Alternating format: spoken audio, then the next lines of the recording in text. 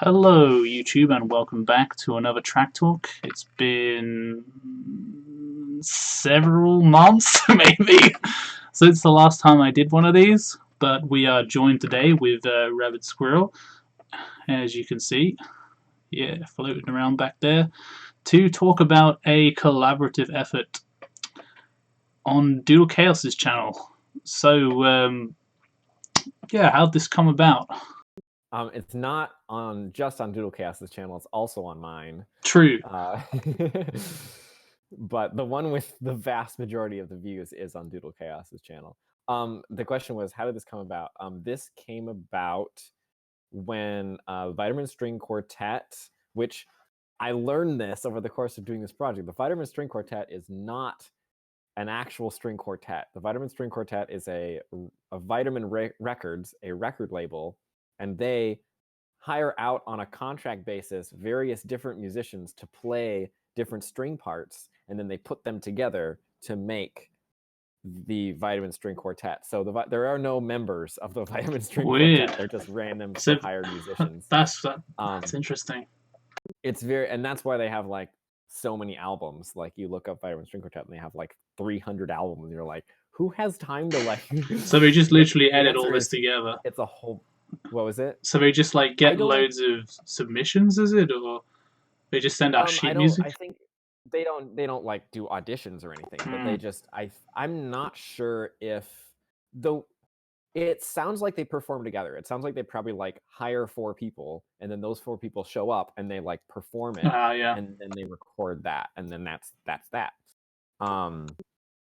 Anyway, Vitamin String Quartet reached out to Doodle Chaos and said, we like Line Rider, seems cool. Do you want to make a Line Rider track for one of our new songs on our album that's coming out next month? And Doodle Chaos says, well, I'm in school, so I don't really have time to spend that much time on it. Also, I learned later he was working on the Piano Guys track at the same time, so he wasn't able. He was like, I don't have enough time. I already have 1 commission going. I can't do 2. So what he did was he said, I'm busy, but my colleague Rabid Squirrel, I think he just called me Ben Harvey, but my colleague could probably help you out. Here is their website, here's their channel, blah blah blah. So then the 3 of us like emailed around for a bit, and there's this one guy who we were in contact with, and seemed like he was like pitching it to like his bosses or something, but then he came back and he's like, all right, people want to do this, but they want it to be on Doodle Chaos's channel. So this was his whole thing and I was like, well, okay. I mean, if I can put it on my channel too, and like I can like, and you can like, and you'll like pay me to do it, then that's fine with me. And Doodle was like, well, that's a little bit weird, but I guess if I like contribute something to it and you pay me.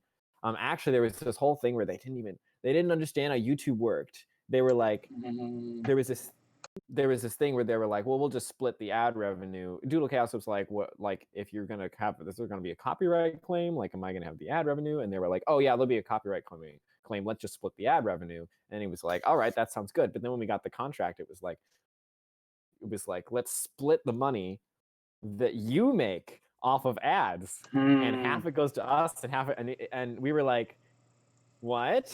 Like emailed them back like, what are you talking about?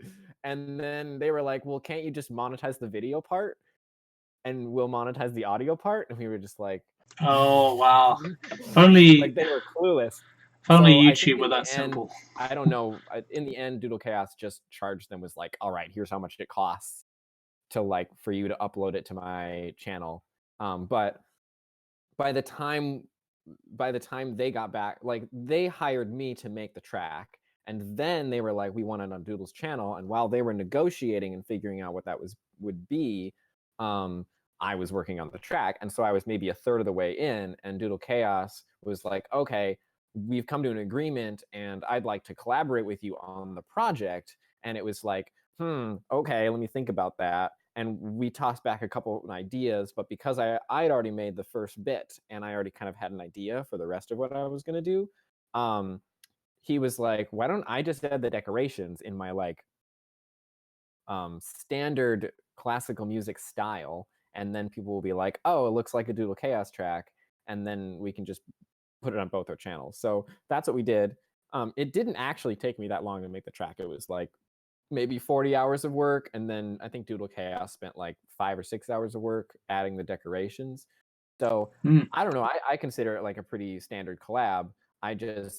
I don't know. I guess I should have realized that most people seeing the decorations being what they were would just assume like, oh wow, Doodle Chaos just got a lot better at this kind of depends. stuff. Depends. And made a lot of unusual made a lot of choices that were different from what he'd made in the past. So anyway, but yeah, a lot of people seem to just assume it's a Doodle Chaos track, which is a lot of people who aren't in the Land Rider community. I think anyone who's seen a few tracks knew who really made it. Every previous video on his channel is only him. So this is the first collab he's done with anyone, really, besides... It also doesn't say collab in the title, so that doesn't help. Well, that's the thing, is that the Vitamin String Quartet was, like, dictated a specific title. Really? They were like, we want this title. And we were like, oh, okay, I mean, you're paying us. Weird. But, like, I don't know. I didn't, like, put it all together and be like, oh, people are going to watch this and just assume... Because I wasn't in the title. I'm in the description. If you read the description, it like Doodle Chaos is like, yeah, I saw that. Ben did a lot of great work. I just added the decorations, but like most people don't read the description. No. So this is YouTube. Ain't nobody got time to read. It's very easy, and it's very easy to find that and then of course the credits at the end in the video, but most people don't read those either, apparently. So anyway, it's whatever. Yeah. I have been reading the comments that it got on Doodle's channel, and some of them are very nice about work that I think people didn't know was me. But I've only had 1 or 2 people where I spawned like, thanks. We're like, who are you? Oh, wow. I had one person say like, oh no, I'm not talking about you. I'm talking about the track. And I'm like, I did make that. They were like, oh, I'm sorry. I'm a lazy fan. Yeah, I'm looking at the comments, and then it's like, the top comment I can see relating to work is, how much work did you put into this? Doodle Chaos. Yes. Wait, is there anything that says... to that one. Oh yeah, there you are. It took me about 40 hours to make the track, and a few more for DC to have the decorations. Oh, there you go. So I've been replying to comments. So getting you like glory.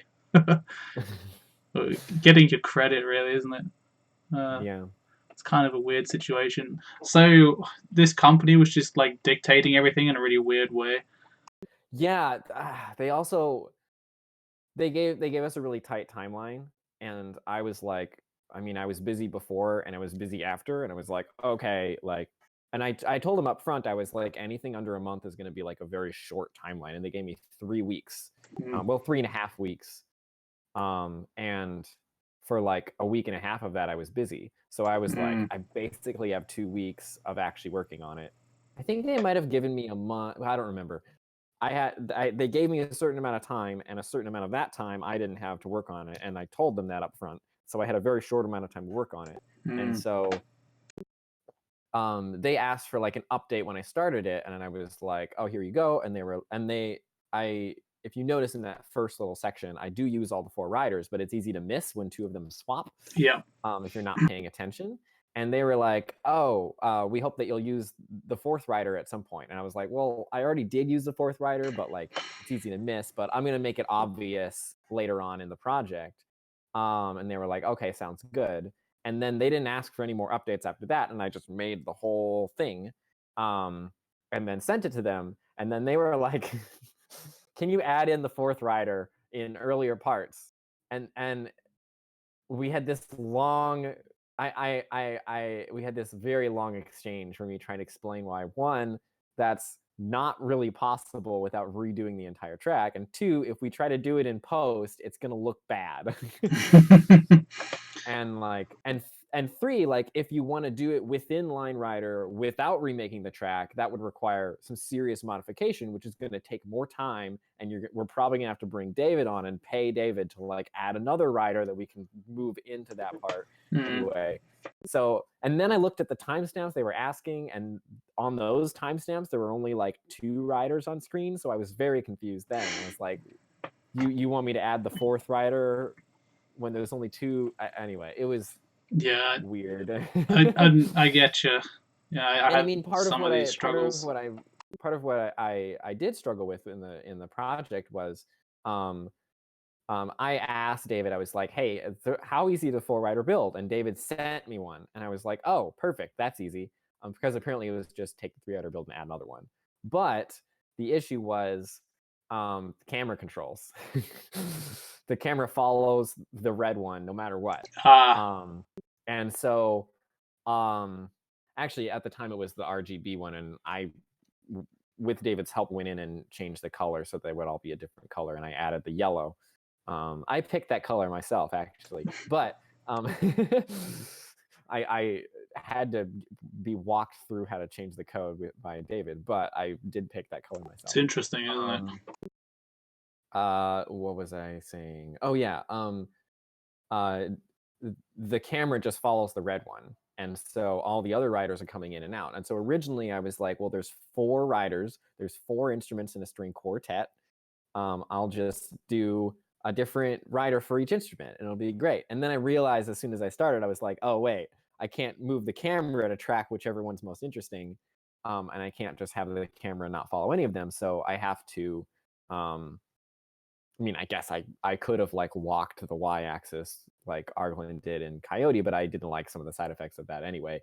That was not something that I wanted to do, was walk any access or axis of the viewport. Sure. So anyway, I was like, yeah, I would need like advanced camera controls to actually do what I was originally envisioning. So I'm gonna have to just fudge it. Not really fudge it so much, but then I'll have, whenever there's more than one rhythmic pattern going on, I'll just have another rider come in.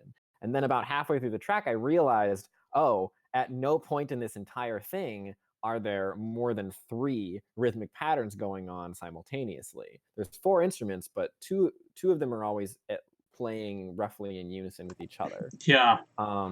And so that's when I was like, that's when I was like, that's interesting. How about I just take the ending, and I make all 4 show up right at the end for like a big finale. The other thing that I wasn't counting on, I'd never made more than a 1-rider track before. This was the first time I've messed with 2 or 3, let alone 4. So something that I wasn't really prepared for is how difficult it is to manipulate multiple riders on one screen without them colliding into each other's tracks. Like, I have a lot more respect for Doodle Chaos now that I've done it myself. Because I'm like, it's one thing to like make a track and then overlay it on another track, but it's a whole nother thing to like try to manage, oh, I have to get this rider to go over here, but then I can't hit this, and like can't hit this part. There were some parts later on in the track that I'm really proud of, because I was able to like get them to like sneak in between the tracks of the other riders. Oh yeah. Stuff. But it was really difficult just to get 4 on the screen at once without them running into each other's track. Oh yeah. It's so that was a joy. So anyway, that for all those reasons, I was like, I'm just gonna make it a grand finale at the end. And then it was gonna be this really cool moment, like, oh, everyone's like, oh cool, it's another 3-rider track. And then if they're not paying close attention, then they get to the end and they go, wait a second, there were 4. And they are paying close attention to be like, I think there's 4 of them, you know? Yeah. So that was the idea. And the people didn't really get it, I guess. But then I don't know, I have spent a lot of time like emailing them back, and they're like, well, we need to be different. And I'm like, all right, well, if you want to like pay me more and like delay the release date more, then you can, but I like, you know, that's all I can give you right now. So it's whatever, because when it came out, they were like, oh wow, people like it, cool, now we're good. They like backed off as soon as they saw that everyone was liking it. So oh yeah, I mean, they backed off before then, but they were like satisfied once they saw that people liked it. So anyway, Fair enough. I mean, the goal, it was also kind of inspired by like Beethoven's Fifth style. You start out with one, and then you like introduce more and more and more until you have the Yeah, grand finale. Beethoven's Fifth was one I actually really enjoyed. What do you Yeah, me too. Yeah, because this is your first time, I think, experimenting with multiple riders in a full release. Yes. So, what do you In feel about? anything. In anything. Yeah, I've never even touched two riders before. yeah. I mean, I Never even edited multiple videos on top of each other before. I haven't done anything. It's yeah, all in one up until now, and now suddenly I had four. I've started experimenting with multiple riders myself, and what I've found is what's really fun is like the dynamic of you really get a sense of slowing up and speeding down of all the riders, kind of like moving around each other. One will like fly past and overtake, or one doing a loop or whatever. So, what do you think about that like dynamic aspect that kind of emerges in the tracks? It was something that I did not give enough credit to Doodle Chaos when I first saw his tracks, because his tracks have really excellent interaction or like play Yeah. between the riders, and that was something that I didn't realize how difficult it was to do until I started trying to do it myself. Most of Mm. the time, it was hard enough just to keep the riders on the screen at once, let alone like have them actually interact with each other. So the closest I usually get is I would have like three of them going at once, and then maybe I would have one dip down below and then come back, or like do stuff like that. Um, I think, where is it? Yeah, like maybe 2/3 of the way through, I started having a lot of fun where I would have I had, let me see. I'm gonna screen share if that's okay. I'm already showing it. Cool. Give us a So there's timestamp. this section right here. Oh, cool. Well, I'll just share the video on YouTube, but here's the, oh, you know what? I should probably separate this from all the other tabs. Oh, now it's gone. I Change could put it on window. screen if you want. Oh, Technical difficulties. There we just go. have like a whole bunch of hands up. Uh so it's this section right here I had a lot of fun with, where I started really playing with having them go up and down and around each other, which was really fun. Hmm. And I sort of also, this was the point where I kind of relaxed the sync, where I was like, okay, I don't need like one rider per thing. I can sort of just, if it's like a louder note, I can have multiple of them, and if it's less, then I can have less of them. But then I still didn't use all four until later. But oh, there we go. Was that your question? Probably.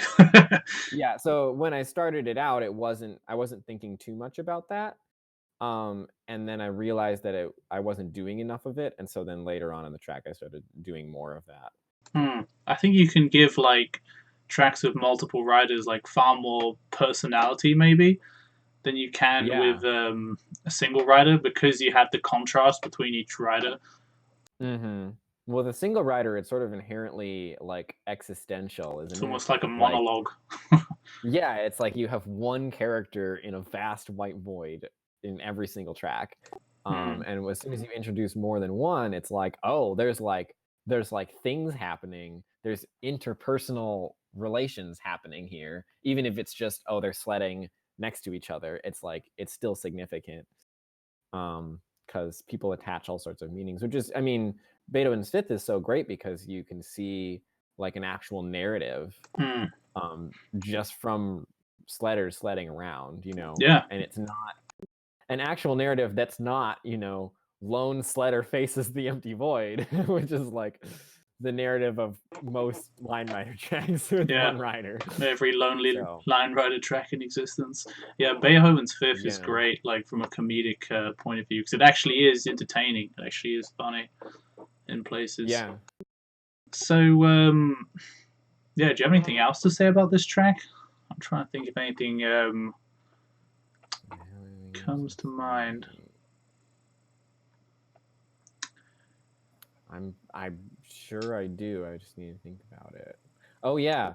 Um yes, I did want to talk about one of the fun things about it was, I'll pull this up. One of the fun things was I know you've seen that. I know you've seen this.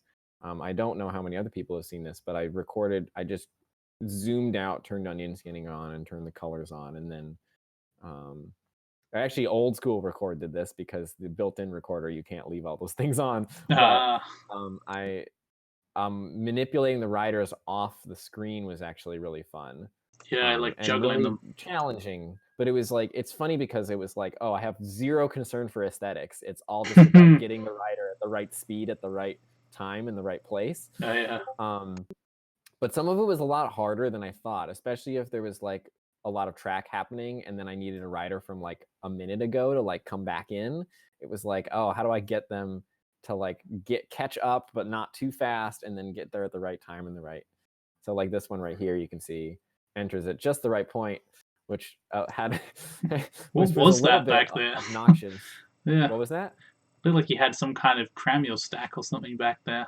Oh no, that's just the onion skinning. Let me. So right here. Oh yeah, because it's just so they're so close together.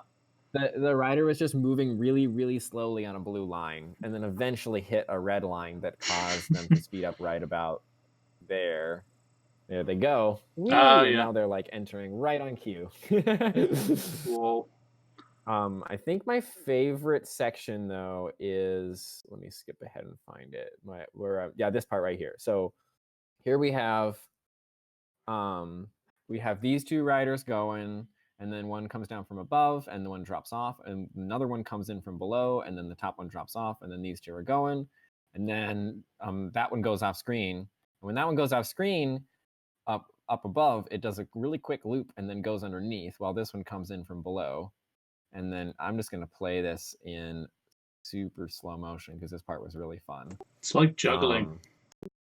Yeah, a little bit. So this one comes in, and the one that's making the big jump right now is the bass line, and the one that's upside down is the main melody. And then there's these little that go up, and the one that went right down right there actually is in front of the camera. And then another one does the next and then this one does another one, except it actually continues and goes all the way down. In the meantime, the one doing the bass line is bouncing over sections of our main melody there. There's actually no reason that fourth rider goes up and then down and then up again. Yeah. both when it goes down and when it goes up, it's off the screen. I just thought I was going to use it below, and then I ended up not wanting it to be below. I ended up wanting it to be up above, and I don't know. There was no reason to go back and redo it. But that section right there, this part right here, where this rider comes down and then goes back up, both times it's behind where the screen is visible, and both times it's totally useless. So anyway, that was probably my favorite part, was this little bit right here. And it's really fun if you look at this whole thing with onion skinning on, because you can see all these cool trails of them all crisscrossing each other. Anyway, even though this part of it is like there's no reason for it to be there. Still really fun. Yeah. And that was kind of the stuff that I enjoyed the most, which is part of the reason why I sort of shied away from the four riders. This is the fun part where I had more interaction than I used to, than I did the first time we got to that section. This one's really fun because it just goes up and there's nothing stopping it there. So if you watch it at full speed, you can watch it disappear and then come back down right where it feels like it should. So that was satisfying. A lot of the times these ones, I would be like just tweaking the multi-lining in them to get them to be just right. Or I would grab an endpoint of a line and then nudge it until until it was landing in just the right spot at the right time later on. Oh yeah.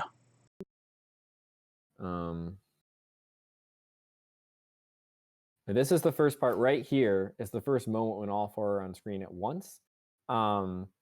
if you're paying close attention, you'll realize that there's 4 of them right at the beginning of the track. But this is the first time that all 4 are on screen at once.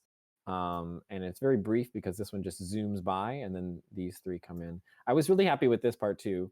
This part where this one does this slowdown and then the one zips from above and zooms past, and then the 2 from below come in and become the other 2 lines. Yeah, that's nice. That was fun. And then this part is, it's really just like a spiral. I like that part. I made these 3, like I had these 3 go through, and then I made the spiral and like as much of a spiral as I could without affecting those 3, and then just connected everything that wasn't connected already with green lines. Yeah. And then it gave it this sort of weird jagged feel, which was fun.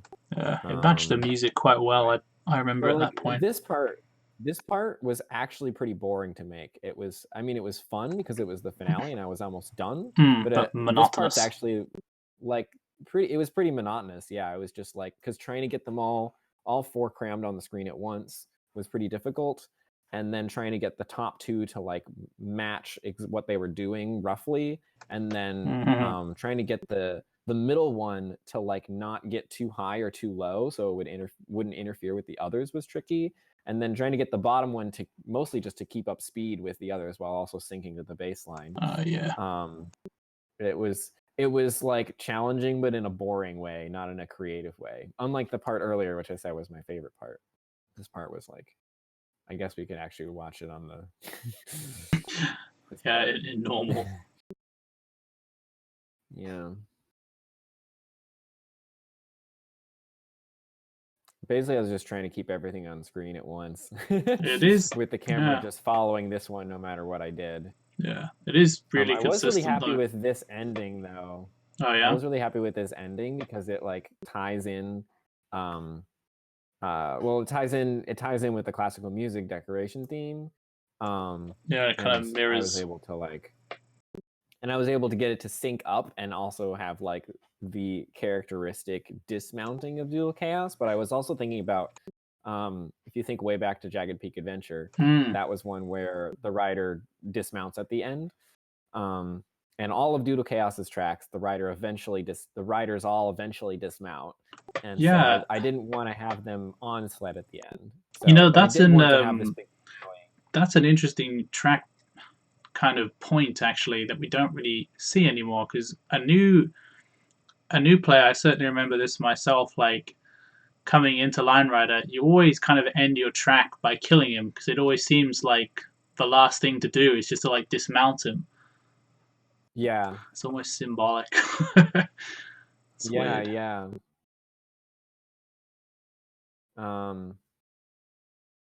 So yeah, I tried to continue that thread and also make it. I think it makes it a little more accessible for people, because when Bosch dismounts, people go, "Oh, right, they can fall off the sled." You know, the casual viewer would have forgotten that at that point. This right here is our little spiral here, where it's all jagged and stuff. And I wanted to mention this because at one point I was thinking maybe I could have the fourth rider go, like one of the riders go off sled at this point. And that could create like a big dramatic thing for this little spiral thing. But then this worked pretty well, this little loop. So I just kept it. And then I don't know. It's more fun for me to make track with riders that are on sled, just because, well, there's more things you can do with the rider that's on sled. With the riders off sled, there's like ragdoll stuff that I've never been very good at. But if you just put a line down, it's not as dynamic or fun to watch. It's just like sliding along the line. Like it just looks like a dead body, you know? I mean, unless you're Conundrummer and you know how to not make it look like that. But I've never been able to figure any of that stuff out. Yeah, Conundrummer's a wizard. Let's see. Oh yeah, at the very beginning of the track, I had manuals, and I was planning to have more manuals as we went, but then it ended up like just not working out super well. Also, time crunch. This project would have been probably significantly better had I had 2 months to make it instead of like 2 or 3 weeks. Yeah. It's still I good mean, as it though. was, I was just something I had to just crank out. So probably the track that's most like that of anything on my channel. Oh yeah. Maybe archaeology.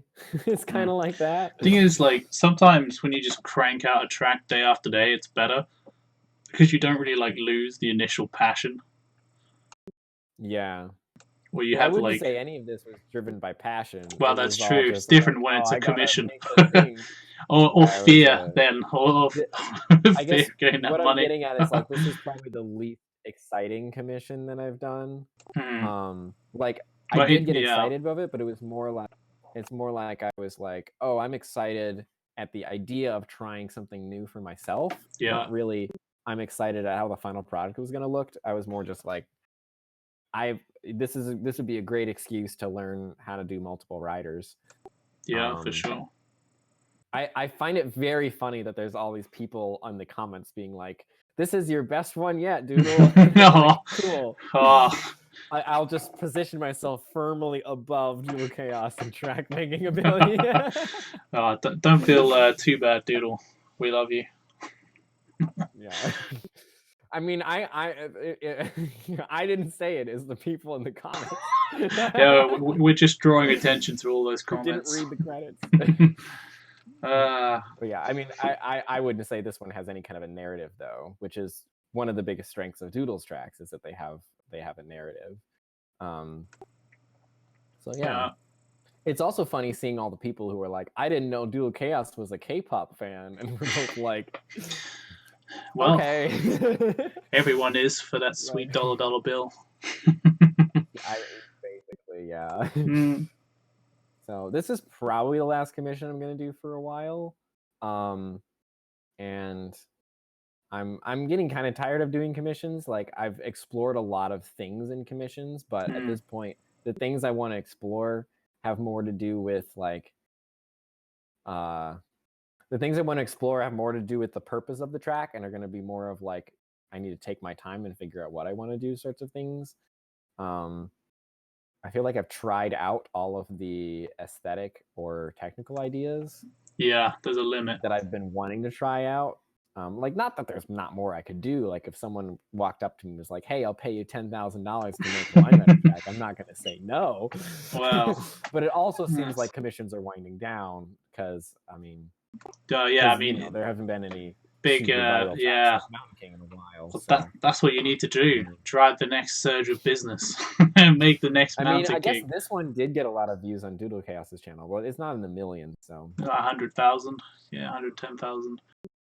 110,000. Yeah, that's not enough to like drive commissions. No, it's got to be like 20 million for like what, like five commissions equals 20 million views, maybe. It's a great ratio for us creators out here. 5 commissions. That's what it is so far. So I don't know. Yeah. Well, 6 if you count the piano guys. Yeah. So maybe Bohemian Rhapsody and Sele together can get 1 commission. Yeah, so it's going to be like 5 million per commission, roughly. It's a hefty price tag. Oh, that's a hefty. That's a large price tag on that. True suffering artists. So I can get half a commission with this will destroy. Oh God, yeah. Oh yeah, speaking of which, I mean, I'm sure everyone knows this by now, but This Little Story is back up, and that was happening while I was working on this as it went down. And so I wasn't particularly inspired while working on this track. I was just like, yeah. Because I was like just mad that my most viral track was down. But it's up now as of the beginning of this month, so that's good. Do you have any plans then for the future to make something that's like, because obviously the way YouTube is at the moment, if you don't have stuff that, well, if you don't have audio that's not like completely your own, you're basically fucked.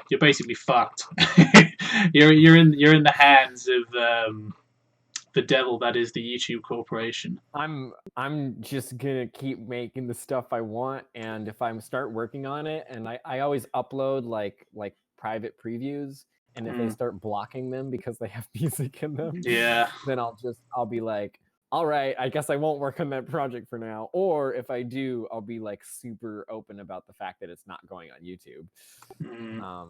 But yeah, I'm used to them being demonetized. I'm just not used to them being taken down.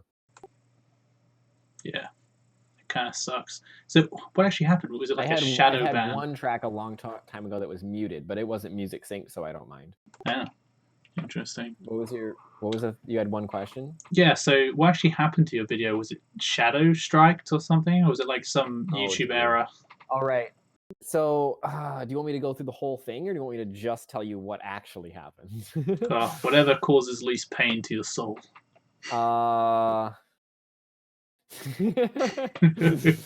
uh, so I'll start from what actually happened, and then I might end up rambling about the rest of it. But what actually happened was YouTube changed an internal policy and in turn an algorithm that handled how they dealt with a video that contains an entire album's worth of audio. Ah, Um, and then what they did once they made this change is they didn't tell anyone. They told nobody that this was a change. we love you, YouTube. And they took down videos, or they automatically, if a record label had claimed every song on an album and they detected every song on that album being used in a video, they would take down that. In most cases, some of them are still up for some reason, but in most cases they would take down the entire video without anyone knowing why. So you'll actually notice if you like search for albums on YouTube now, they're harder to find Oh, really? because you don't have like album long, or they exist, but they're harder to find. So because a lot of them got taken down, and apparently mine got caught up in that. But YouTube didn't like provide any notification to me that this had happened. YouTube didn't provide any notification to the record label that this had happened. YouTube didn't say anything to the band that this had happened. So what I got was messages on Twitter from people being like, "What happened to This Will Destroy You? Why is it down?" And I was like, "What? I didn't." People were like, "Why did you take it down?" I was like, "What's going on?" So I go on, and I'm like, it's when I go into YouTube Studio, it says viewable worldwide and public. But when I log into any of my other YouTube accounts or open in like an incognito window or on someone else's computer, it just says video unavailable with no explanation. So then I'm like, what is going on? So then I don't know, I tweet at YouTube. I like talk to people who know a little bit about things. Some people help me out with like getting to know things. Eventually I find the extremely buried like YouTube creator partner support link, which takes me to it. Because I have enough subscribers, apparently they'll offer me special support. So then I'm able to like get in like a chat with a YouTube representative and like message them back and forth. And it was infuriating because I was like, okay, so what's going on? Like, why is it down? Why won't they tell me it's down? And they said, it's a copyright claim. And I'm like, okay, well, like, how do I find the details of the claim that took it down? Like, where, like, what's the record label that took it down, and when did they take it down, and what was their reason? And like, how do I contact them to like, counterclaim the takedown? And they were like, we won't give you that information. We can't give you any of that information. It's like, so to be clear, some rando on YouTube could have just filed a copyright takedown and they could have taken it down, and they were like, we won't give you that information. And I was like, okay, so generally speaking, in order for a takedown to happen, would it have to be someone who already has a claim on the video? And they were like, generally speaking, yes. And I'm like, okay, got it.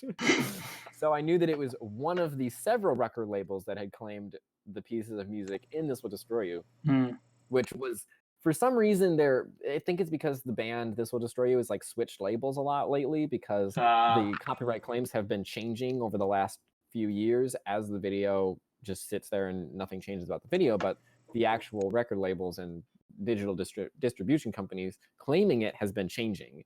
And there were like 7 different labels that had claimed it at various times, and I had no idea. And a lot of them were like, this label claimed on behalf of this label in partnership with this label claimed on behalf of this label. And I was like, I don't know which one to contact.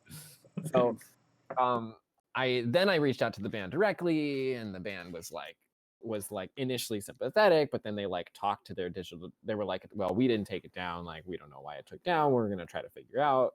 But like, I mean, then they like talked to their digital distributor company, and that company was like, oh, we only take videos down if they're like don't give us credit, or they're like advertising something. And I was like, is it possible that my Patreon link was interpreted as advertising something?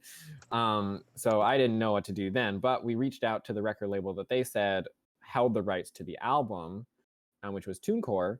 And we had to like go to their customer service form and like fill it out and there was like no option for like, my YouTube video got taken down with your music in it. It was just, we had to like go other and then like write the whole thing out. Anyway, then we sent that off, and then 2 weeks later they get back to us and they're like, hey, could you give us the URL for the video? And we're like, sure, here it is. 2 weeks after that, then they write back and they're like, hey, so YouTube like made this change and they didn't tell us about it, but a lot of people are getting their videos taken down because they have a whole album of music in, and we didn't intend to take your video down, so we put it back up. It's all automated. Wow. Yeah. So YouTube is the reason that it went down in the first place, the reason they didn't know anything about it, the reason I didn't know anything about it, the reason it was really hard to figure out who I needed to contact to get it removed, and the reason that I, that when it went down, that they didn't. Anyway, yeah, it was basically YouTube sucks. Yeah, thanks YouTube. So, and the way they got rid of it was they actually deleted like 3 or 4 of the claims. They like released like half the claims, so they're claiming like half the songs on the video and not the other half. God. Which is fine. Like, they still have the video, so it's whatever. Yeah. I mean, it makes no difference to them financially, probably. Still get the same amount of ad revenue. Yeah, they're getting ad revenue from it, so it's not like they're mad about being up. So, and I'm like, I'm not making more than they are for sure. So, but anyway, so yeah. Yeah, I guess like the problem with YouTube is there's so many creators, and YouTube probably puts very, very little resources into its customer service at all. I mean, honestly, I was surprised you actually managed to find a YouTube representative. Because I have over 10,000 subscribers. That's how I'm able to. Wow, rolling in the you need 10,000 subscribers to find that customer support at all. You have to have clout. Although, to be clear, I should say that approximately 3 weeks after it initially went down, it changed from like public viewable worldwide to video blocked worldwide. So it took 3 weeks for that to happen in studio, but eventually it did. Dear God. So eventually they did tell everyone that it was blocked. Man, that is the first 3 days it was blocked. It was still like visible on my channel. You could go to my channel and it was there, and you clicked it and then it said unavailable. It's like, I don't know what they were doing. There were all these people. I mean, I was getting messages, probably one every other day on average, from someone on all sorts of different platforms. I got like emails from the contact form on my website. I got like tons of comments on YouTube videos, on other videos I'd uploaded. I got Twitter messages. I got Reddit messages. I don't remember. I think there was a couple other platforms I'm forgetting. But yeah, I got messages like all over the place. Oh, Facebook, that's the one I'm forgetting. I have a bunch of Facebook messages too. So all these people messaging me on all these different platforms, being like, hey, what happened to it? During the time that it wasn't available, I had a link on my Twitter to the This Will Destroy You's webpage in the archive, in the Line Writer archive. So I was like, here, you can watch it here for now. It's like lower quality a little bit, but I was like, you can watch it and then download it if you like, just don't want to have to find your way back to my Twitter to watch it again. And I think a bunch of people did that because Dropbox temporarily suspended my account for too much bandwidth. People kept going to This Will Destroy You on my so oh wow, yeah. Costing them $1. It was like 24 hours and then it was back, but I was like, wow, how many people had to download it? It's like a pretty smallish file because it's only 720p 30 fps, so it was like maybe 100 megabytes, maybe 200 megabytes. So a lot of people would have had to download that file for it to. Yeah, we might have had like maybe 100 people download that or more.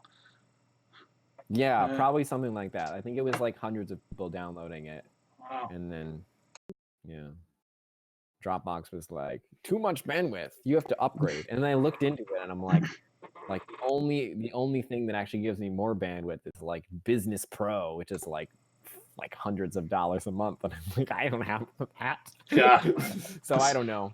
System. Hopefully I won't have to relocate the Line Rider archive for using too much bandwidth, but I don't know. If I call them up and I'm like, I'm a paying customer, please stop suspending my account. What can we do? Maybe we can figure something out.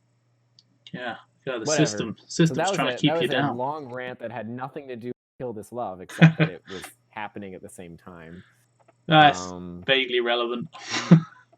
Mostly, I have my my friend, my IRL friend Carolyn Holden to thank, because she like called me on the phone and was like, "We're gonna solve this," and then like you know, I had a whole bunch of things where she was like talking to lawyer friends that she has and was like here's what you need to say to these people, and like here's what we'll do next if this doesn't work. And then she like filled out the customer service form and wrote to them and then responded to them, and when they responded, they said something like, unfortunately it's, you know, thing in YouTube policy, we've unblocked the video, and she like misread it. I think she just saw the word unfortunately, and she had like a whole response ready to go, and she sent it to be like, this is a bad decision, they have free ad blog, and then like lots of people like this, and lots of people got introduced to the band through this video, and then I responded, I was like, I think you misread. They actually restored the video. That was a very happy day. That was like October 1st, I think. Yeah, that was a day of celebration for me. Oh yeah, I bet. And I spent like a few hours just posting everywhere I could that it was back up in all caps with lots of exclamation points. Nice. And like messaging back everyone who had messaged me about what, like, where is it, and responding with, it's here, it's back. Hey. The same. I was mostly just really happy that it was able, that particular upload was able to be restored, and that I didn't have to re-upload it, because, you know, it's one thing if people like, oh, I have to put it on a different platform or I have to re-upload it somewhere. It's like people can still find it, but not being able to find it the same link means that all those links are, anyone who linked to it in the past, the link is broken. And then two, all the views, likes, and particularly the comments are gone. And there were so many great comments, most notably, you know, Bosch and Shadash commenting on a Line Rider video for the first time ever. Yeah. So yeah. So I was really glad the comments were restored. And the whole comment marathon thing, for people who don't know, I guess, this was a story has like 7,300 something comments, and I sat down one day earlier this month and went live on YouTube and then read all of them. I had to take some breaks for meals, some breaks for bathroom usage, and one like 5-hour break for sleeping. But including all of that, I think it went for like almost 33 hours. Crazy. So that was, and did I even say what it was? I read all of the comments out loud. So I went through all of the comments, and there's like two of them got me choked up, and one of the two had I had actual tears coming out of my eyes, and I had to pause and wipe my face with a tissue. So the comment section is beautiful and wonderful, and yeah. And then there's a whole bunch of people who are like boring. Yeah, it kind of ranges from people who like feel profoundly connected to the video to like people who just don't get it. It's interesting. Yeah.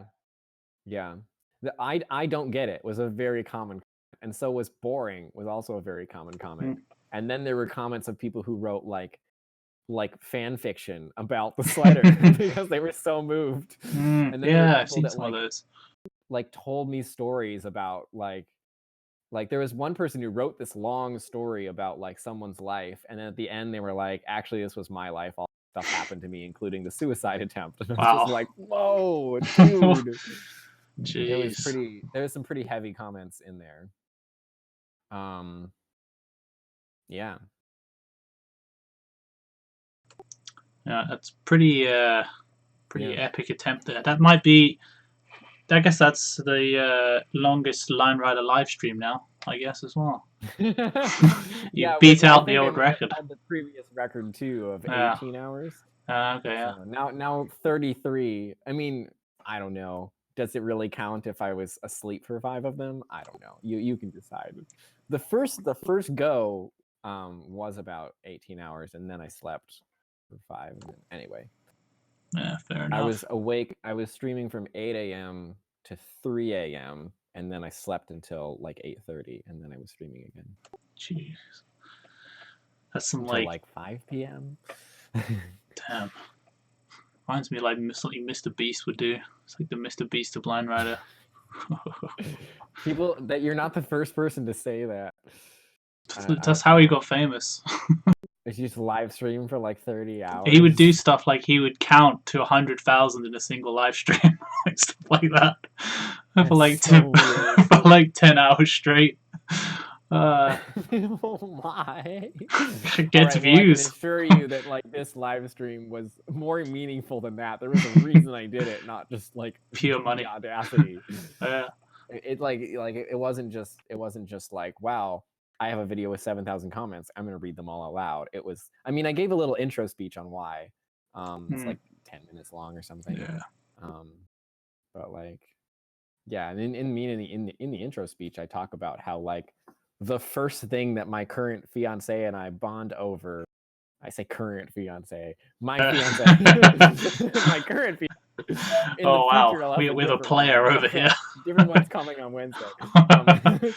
But the first interaction that the first like major like bonding moment that my fiance and I had was, she was like, she was like, what kind of music do you like? And I was like, oh, I really like post-rock music. And she was like, oh, this might be weird, but like, oh no, she was like, oh, what post-rock bands? And I was like, oh, I kind of like, Explosions in the Sky, Godspeed You Black Emperor, This Will Destroy You. And she was like, oh, This Will Destroy You, have you seen, there's this like really long Line Rider video,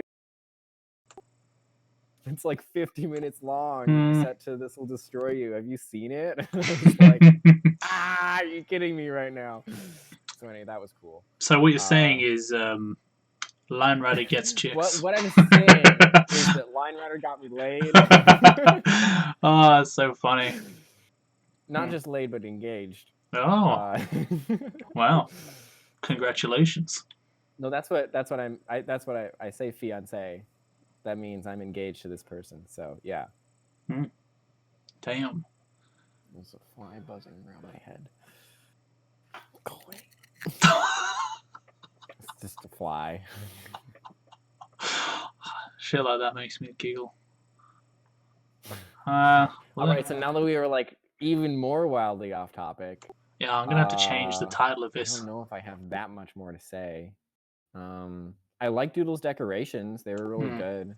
We talked about them a little bit, where I was like, "Oh, have you thought about adding this?" And then thought about adding this, and I like the time signature shifts, or the time signature changes. Those are fun. Like when it changes back to 12/8, or when it changes to 4/4, and then it changes back to 12/8. I think it's 4/4. Is it 2/4? I don't remember.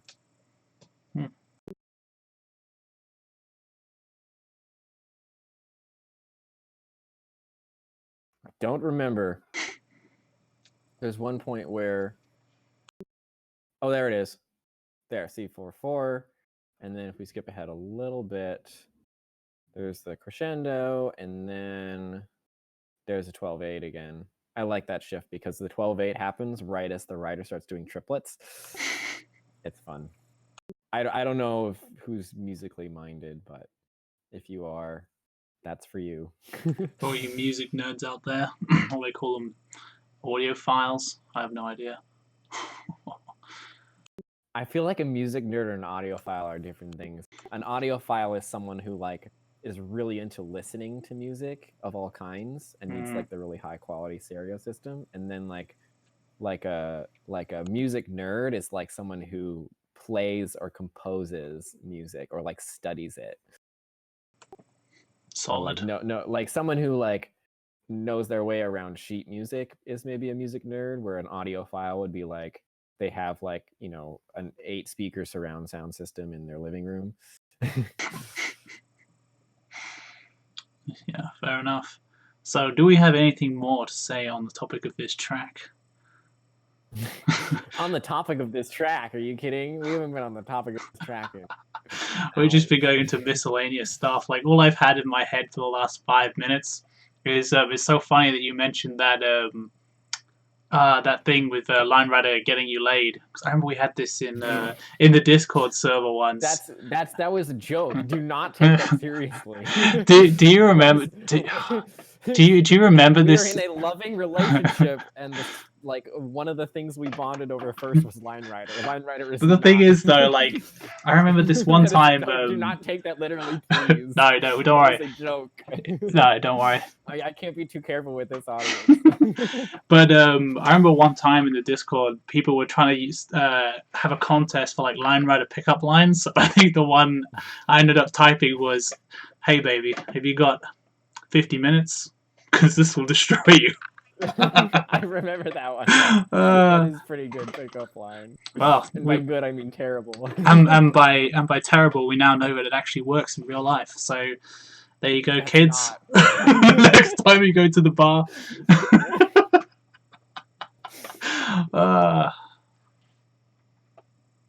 Yeah. More like create a Line Rider track that while you're depressed, that helps other people feel better when they're depressed and goes viral, and then accidentally run into the creator of that. That sounds so creepy. And then accidentally slide into the DMs. That does sound very creepy. Yeah, so how to get laid with Line Rider? Make some really good Line Rider tracks and then like someday that hits them in the feels. Maybe somebody will like, hit people in the feels with Line Rider tracks. Yeah. And then maybe someday you'll run into someone who will not realize that you created it, and then you'll bond over that. And that will lead to you getting married, and then I don't know. I lost my train of thought. Yes, emphasis on the good marriage, not just the getting laid part. Well, we're not married yet, so no guarantees. That's jokes. I'm just kidding. Our relationship is very good. Okay, we should probably. How do you phrase that? You can't say that on the internet. Everything would just get deconstructed. Now that I've just canceled myself. Okay, before Rabid loses all credibility, we should probably close down this interview. Before I have to add like caveats and login in the interview. Yeah, but before there's like a massive like addendum in the credits, like a legal like a waiver. Rabid wishes to say. Yeah. I'm not responsible for anyone like being creepy. You see, what it actually is Rabid's just playing a character right now. This is all fake. This is all a persona of mine. Yep. It's just for TV. It's just for the views. Yeah. The whole like marriage thing. It's all part of the persona. Oh yeah. It's basically Line Rider Big Brother. So there's a new season every year. Are you gonna cut any of this out? You're Nope. Just gonna leave all of this in? Yeah, I guess your channel is like. But there's no hope for your channel anyway. No. So. I don't have time for my channel really. I'm sorry, was that too harsh? No, I've already like accepted that like months ago. I've been trying to like get Arglen to take up my mantle because I've never had time for anything anymore. You're not the first to like run out of having time for. I mean, I myself go in and out of it. Seem to come back to it. So. Yeah, it's like when I have time, then sure, but it's not all the time. Oh yeah. Future plans. You didn't ask, but I'm gonna tell you. Basically, back to Line Rider. I've had this project that I've been trying to work on for like a year and a half, and I keep getting 1, commissions, and 2, like work and stuff, and 3, I guess I have like being in a relationship that's new takes up a lot of time. So that's a thing that happened in the last year and a half. But there's a project that I've been working on for just an obscenely long amount of time with like ridiculous amounts of breaks. So I'm like, oh, I took 4 months off and then I worked on it for 4 hours and then I took another 4 months off. Anyway, so that project I'm hoping to get back to and work on it and actually finish it. And probably not this month because we're already towards the end of the month, but maybe next month. I don't have any work until like end of January, really. So fair enough. I'm going to be coasting financially and just doing Line Rider. Oh, and I switched my Patreon over to monthly, and that's hopefully going to make a big difference for me to like get off my butt and actually work on things I want to work on instead of just procrastinating them. Now that I'm like, people are actually giving me money for it every month, and not just as soon as I finish it, people will give me money. Maybe that'll help motivate me. Yeah, you feel that pressure. Oof. Yeah. Well, and I'm also starting to like do things monthly for people who are like giving me significant amounts of money. I don't know if anyone watching this is going to be in that crowd, but I'm going to be like just doing a private live stream or like make something quick and fun in Line Rider that they get to decide what I make. Nice. Be a monthly thing. So you'll be seeing the results of those. Even if you don't see the actual live stream. So sweet. We'll be on the lookout for that. It'll just be like garbage things uploaded in my Rabid Junk channel. I actually uploaded something today to my Rabid Junk, which is just an old project that I originally made a track for Line Benji, if anyone remembers Line Benji, to scene. And then it took me way too long to make it. And by the time I finished it, like he didn't have time to scene it anymore. And then I was like, oh, I'll scene it myself. And then that's what I've been telling myself for 4 years. Wow. Yeah, I was going to say. I was like, you know what? Jeez. I'm not going to scene this. This isn't happening. I'm just going to release it on my Rabid Junk. Oh, so rest in peace. Yeah, it's not a bad track. It's got some manuals and some music sync, and that's about it. It's like maybe a poor man's Ruby Falls. So fair it's enough. not bad. It's fun. I had fun making it in 2015. Can you hear this, audience? Rabid wants you right now to go and watch this on Rabid Junk, so make sure you do. Yes, please. Please validate this track. It's called Somewhere Else. Yeah, so it's Somewhere Else. Oh, and it has if you it actually indirectly, I think, started the whole trend of people like putting lyrics, not everyone that did this, but I think at least a couple people were inspired by me putting the lyrics on the track. Yeah. What my evidence for that is that I wrote out the I wrote out the lyrics on the track, and then Anton said something about being inspired about it while on a live stream, and then shortly after that I started seeing more people doing it. So I don't know if that's a correlation or not. I could be totally wrong, but fair enough. That's all I got. Sweet. So I'm doing more Line Rider this fall. Damn it. That's what I got for future. Sweet. You heard it here, people.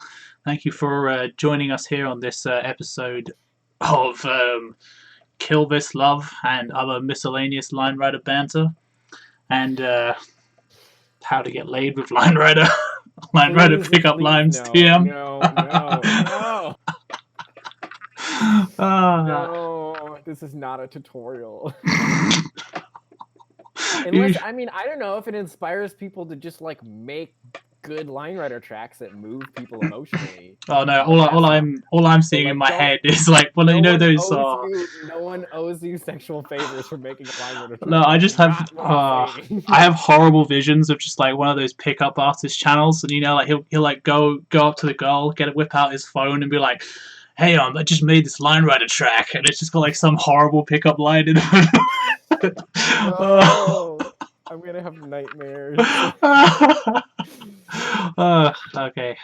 I'm gonna have nightmares about like finding a channel on YouTube where someone's going viral just by doing that with Line Rider tracks, and Line Rider gets more well known for that than for Mountain King. I could already think of so many cheesy ones, but I'm gonna refrain.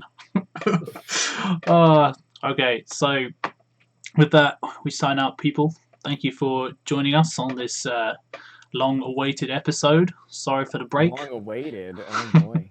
Yes, long-awaited episode indeed. It's been months since I've done one of these.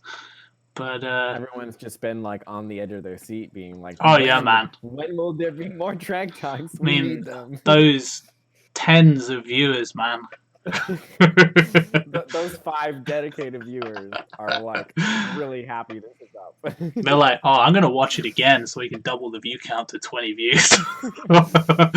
All right. This is what we're doing. We're doing like what's it called? Subconscious. What is it called? Psychological manipulation right now. That's what's happening. Oh yeah. It's the double bluff, the double fake out. We're joking about it happening so that people will do it ironically. Yeah, and inside. And now I'm joking about people doing it ironically so that people will be like triple irony. It's like Inception. It's an inception of irony. How many layers of irony are you on? I don't know. I'm referencing a meme. I'm on level 10. It's like the meme is, how many layers of irony are you on right now? And then the response is, I don't know, about 3 or 4. And then it's like, you are like a little baby, watch this. And then, oh shoot, what is it actually? I need to Google it to find. Hold on, folks. It's a word. It's a word. Yeah. It's how many layers of irony are you on? And then the next person's like, maybe 5 or 6 right now, my dude. And then the first person says, you are like a little baby, watch this. And then suck, SUCC, with like, I don't know how to explain this. I'm just gonna screen share it. What am I being assaulted with?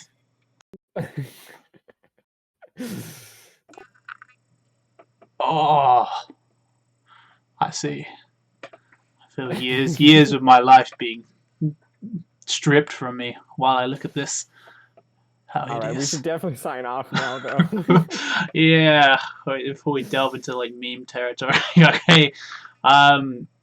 Yeah, thanks for watching, people. This has definitely been a pretty wild episode. Fairly incoherent, but entertaining. And yeah, with those wild waves, we shall see you next time. Cheers.